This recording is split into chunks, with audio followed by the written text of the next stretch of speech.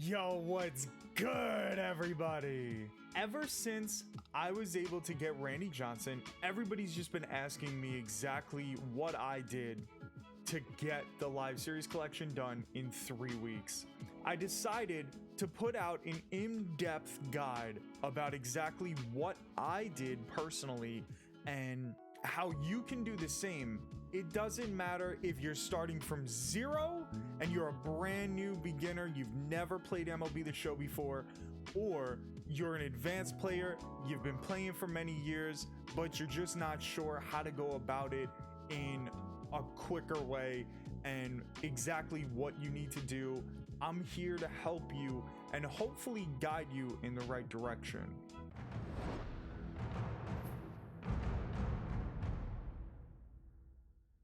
My first word of advice, the first thing that I'm going to tell you is that you need to have a singleness of purpose. You need to just go out, sell every single card, piece of equipment, uniform that you got to make any extra stubs. To build your bankroll, you need to not worry about, oh, I really like this card. Oh, I really want to use this card. Your goal is to complete the live series collection. I would suggest starting with, do I want to finish the AL first or do I want to finish the NL? If you have any of the 90 plus live series diamonds, that's the whole key to everything.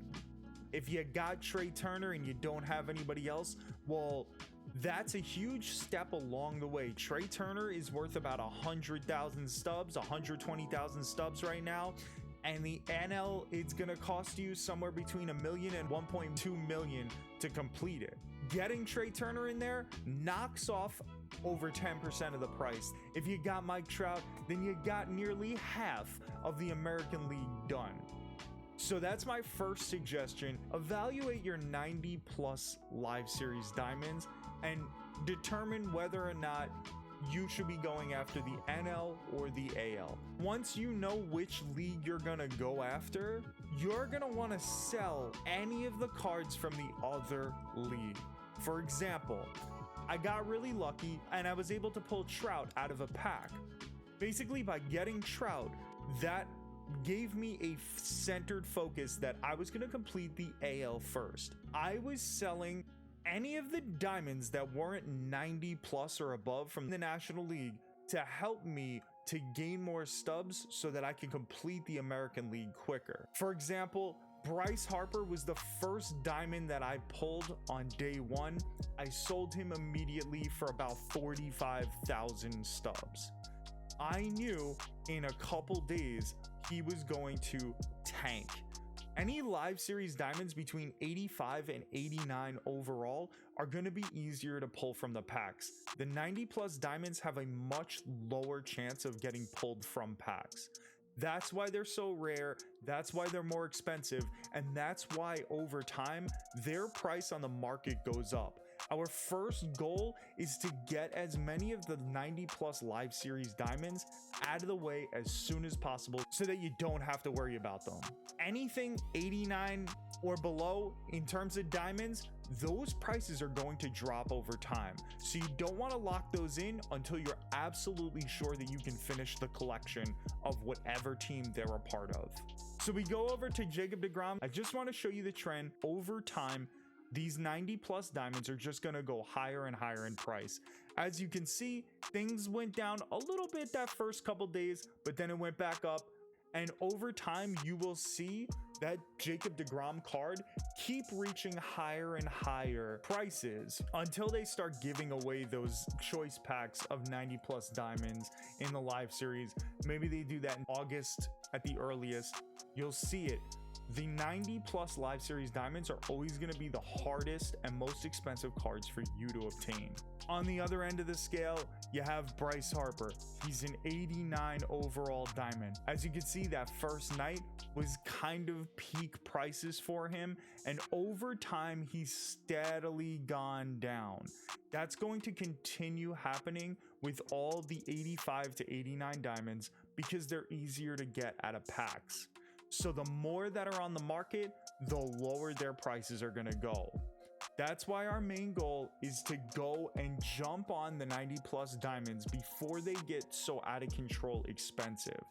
As of the recording of this video, the Faces of the Franchise program ends in 2 days and 19 hours. So in 3 days, there's gonna be a brand new featured program. Now, the featured program is going to be completely different than the Faces of the Franchise. We already know that there's going to be 5 bosses instead of 30, one from each team, and you can only obtain 12 of them.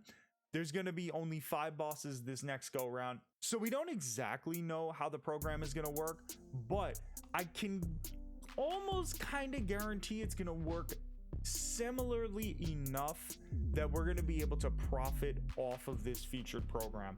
And this is the whole key to everything. Your goal is to finish the featured program as soon as possible. Why? Because we want to sell whatever cards we get from this program at the highest possible price that we can, so that we can make more stubs. I'm going to use this featured program as an example. You may look at these cards and you may say, hey, this Brian Reynolds looks really good. Man, this Devin Williams card is going to be a top reliever for a long time. And you know what? I completely agree with you. But it doesn't matter. It doesn't serve our purpose of completing the live series collection. You see, if we take a look at Devin Williams, you could see over time his prices have steadily dropped. Devin Williams on the sell now price is 10,000 stubs, and on the buy now 11,500 stubs. I personally grabbed up the Central card when it was going for around 35 to 40k. Later on, if you really want to use the card, you can go get it for a much cheaper price. We want to get to these bosses, these sellable versions of these cards, and get them out of the way as soon as humanly possible.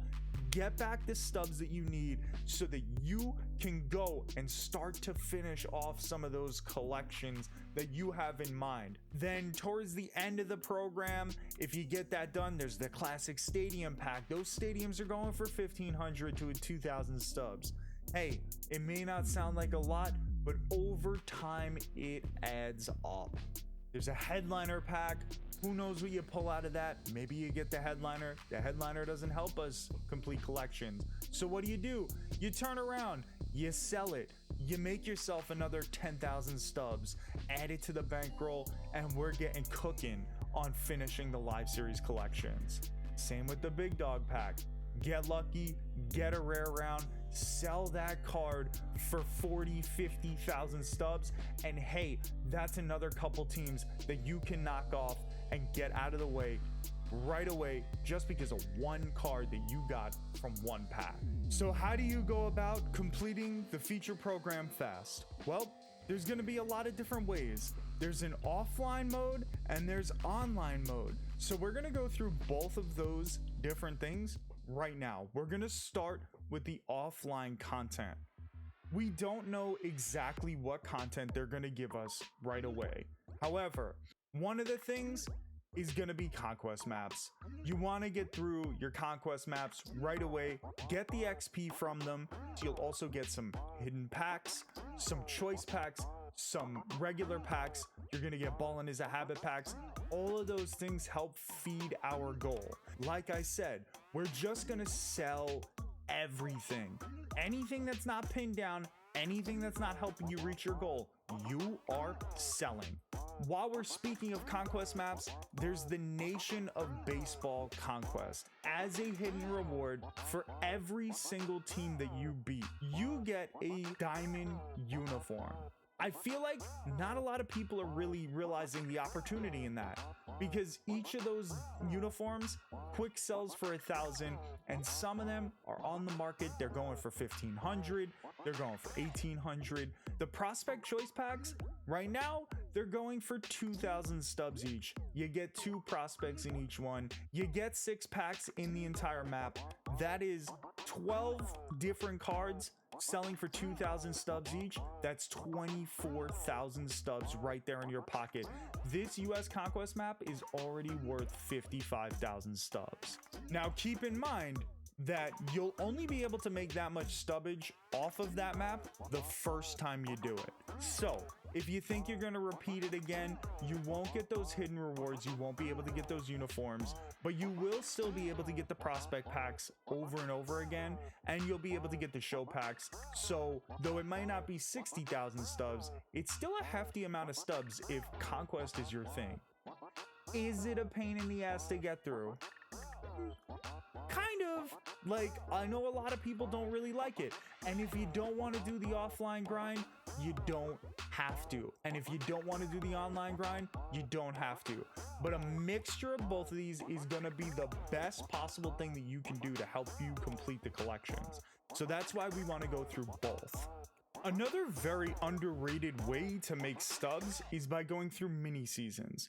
It's a really simple program, and you don't have to do the All-Star difficulty or higher or the Hall of Fame difficulty or higher. That only gives you a Ballin' as a Habit pack, and Ballin' packs are just not as valuable anymore because of the changes that they made to the quick sell for golds. So Ballin' as a Habit packs don't make you as much stubs. It's okay if you avoid doing those ones. If you want to just do the simple, easier missions in mini seasons, you get 10,000 stubs for winning the championship. You get 15 show packs and a Ballin' as a Habit pack. Plus you get 5,000 XP. So if you haven't finished the feature program, this really helps you out a lot. You get 1,000 stubs and a prospect choice pack when you make the playoffs. If you don't have enough all-star players, don't worry about that. It's not a big deal. It's not the end of the world. If you do though, that prospect choice pack again is just extra stubs for you. Striking out 60 batters in a season gets you 5 more show packs. By my math, you're getting over 20 packs and you're getting over 20,000 stubs every time you complete mini seasons. Does it take a little while? Yeah, it might take you 4 or 5 hours to get mini seasons done, but hey, that's a lot of stubbage. Maybe you watch your favorite streamers on Twitch, you watch some of your favorite YouTube videos while you go through the grind, so it doesn't feel so boring if you don't really like offline content. I'll drop my link in the description below so that you can come check out my stream on Twitch. And the best part about mini seasons is that it is repeatable. You can get it done in a couple days. I like to play a couple games here and there. A quick little tip: you don't have to win every single game during the regular season. You can win like 16, 17 games, then quit out of the rest, and you should still be a top 2 team. You just gotta check it and just make sure that you're still high up there in the standings as you start quitting out of games. The last major offline grind that gives you the most amount of XP that I wanted to talk about was Road to the Show.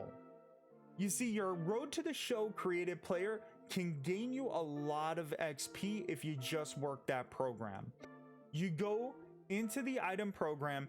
If you have a diamond loadout, you're gonna get a lot more perks. You're gonna get some sellable pitching perks, sellable hitting perks, diamond equipment. Diamond equipment goes for a lot of stubs.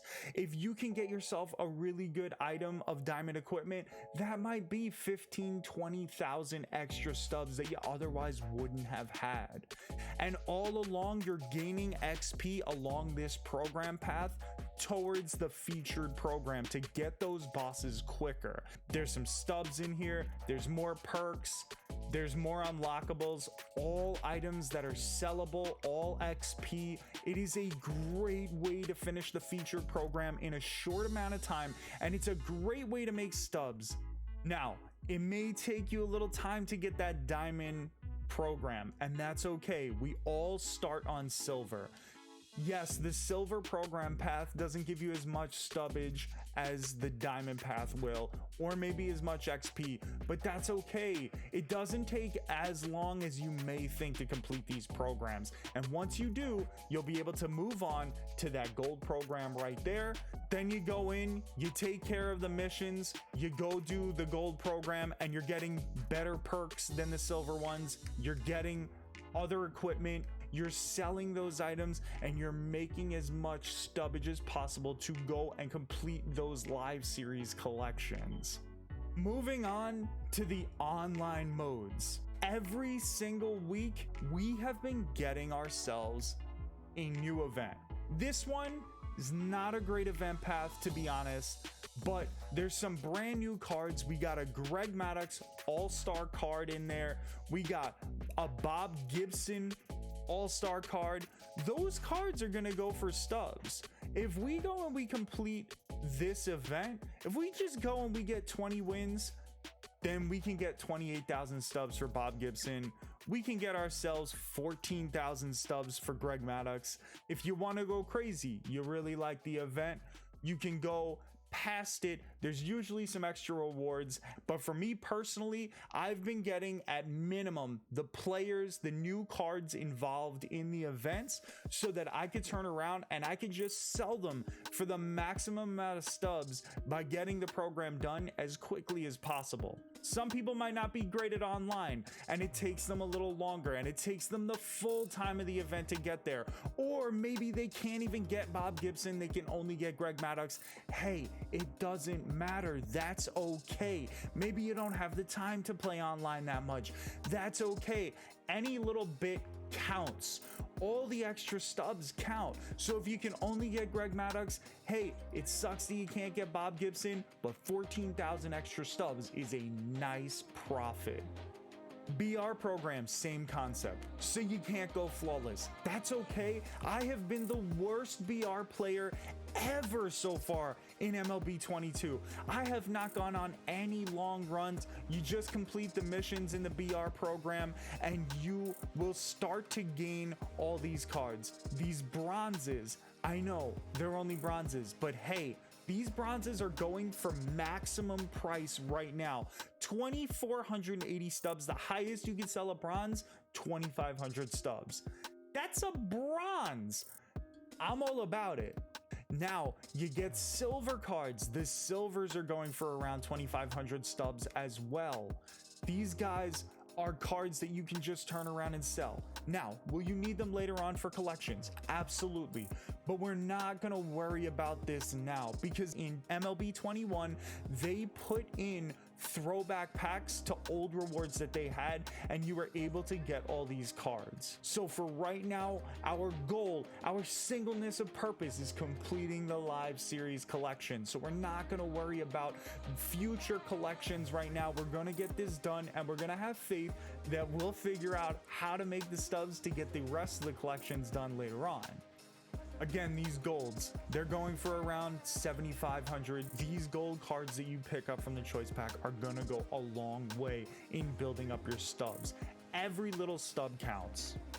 When you get through the program, you'll eventually get this Ron Santo card. He's going for 20,000 stubs. That's a big chunk for going towards your collections, and it's easy to sell him. You just got to get the 90 points. The most important part about the program is these flawless cards. Oral Hershiser, 40,000 stubs. You go and you get the BR program done, you can go sell Jason Giambi for 42,000 stubs. There's a reward path for ranked seasons. You can go all the way up to 400 innings, get yourselves the World Series reward. If you have the determination to get through it, then by all means do it. Dontrelle Willis, 46,000 stubs. Cal Ripken, 50,000 stubs. Jorge Posada, 54,000 stubs. I didn't want to do it, so I didn't do it. As I said, there's a million different ways that you can get this goal done, and you can pick and choose the programs that you want to finish. If you don't like events, don't do them. If you don't like BR, don't do it. If you don't like ranked, you can tell I didn't do it. And the last thing I'd like to talk about is flipping cards on the market. A very simple concept. I'm just going to go through it really quick. Essentially, what flipping is you buy a card for the sell now price and you turn around and you sell it for the buy now price. Margins have been really tight in MLB The Show for flipping. but there's still opportunities there. You're not making a whole lot of stubs, but your goal is to just flip a lot so that you can make a lot in return. For example, Cody Bellinger right here, he's going for 11,466 on the buy now price, 9,693 on the sell now price. I'm gonna put in an order for one stub higher than the latest order. When that goes through, I'm gonna turn around and just sell it for the buy now price. There's a little caveat to that. You have to take into account the 10% tax. The reason that we're able to do this is because they're going to take away $1,100 in tax. So we got Cody Bellinger. We're going to list him on the market. We're going to receive 10,318 stubs in return. Is it a big profit? No, it's not a huge profit. However, it is a good 700-800 stubs just off of that one flip right there. Now, flipping. Can it be monotonous? Can it be boring? Absolutely. I'm not a huge fan of flipping cards all the time. I'm not a huge fan of spending a massive amount of my time doing it. But what I do is when I have some free time, I like to log on to the app. I go right on the app. They make it really easy for you to look at cards and to turn around, sell those cards. They make it really easy for you to filter your inventory by duplicates, to go through every card that you have. The app is an absolute godsend when it comes to work in the marketplace. It is an unbelievable tool. Just hop on the app, look for some decent margins between cards that you can just buy a card real quick, turn around, sell it, flip it, make a couple hundred stubs here and there. Now all of a sudden you do that a couple times a day and you make 5,000-10,000 stubs in that time. All of a sudden your bankroll starts to build up like that. Just again, be careful of that 10% tax. Make sure you do the math right. There's going to be some cards that don't have profitable margins. This is a little bit of an extreme example, but Mike Trout right there. When you sell the Mike Trout card, you're only going to get 300,000 in return, but you have to buy him for 319,000. You're going to lose 19,000 stubs on that deal. So just be aware of the math and how flipping works. So that's just kind of the in-depth guide to the things that I've been doing in order to make stubs and complete the live series collection. Yes, it's a lot. No, you don't have to do it all. You can pick and choose the methods that you want to do, and it'll help you no matter what.